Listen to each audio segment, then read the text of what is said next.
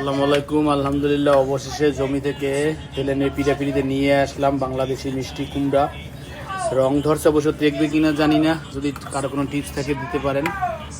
আরও কিছু হেচিমাও আছে, কিছু অল্প দুই একটা সিম, তারপরে ধনে পাতা দুই একটা, তারপরে কাঁচামরিচ। এখন রাখি, দেখি ঘরে কি হয়, কয়দিন থাকে।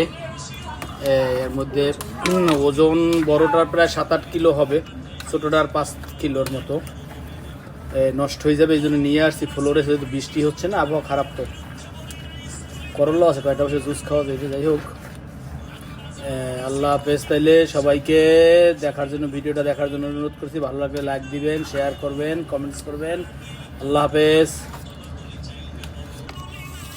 তো বাসায় থাকলে ফ্রি টাইম দেখলেই হেলেনের মনে হয় কিছু একটা বলি, তাই জমি থেকে আসার পরে বললো খিচুড়ি করো, আবহাওয়াটা খারাপ আছে। এই যে মিষ্টি কুমড়া, তারপর সিম, তারপর আমার বটবটি মনে হয় হয়ে গেছে, বটবটিও আছে, বটবটি নিচে পড়ে গেছে।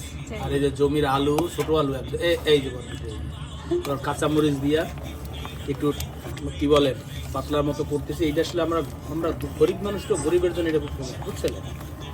এর সাথে ডিম ভাজি করবা, বাগার হবে, তোমার 5 ফোড়ন দেওয়া হবে ইনশাল্লাহ, ধনে পাতা দেওয়া হবে। তো যাই হোক, গরিবানা ভাবে থাকি আজকে।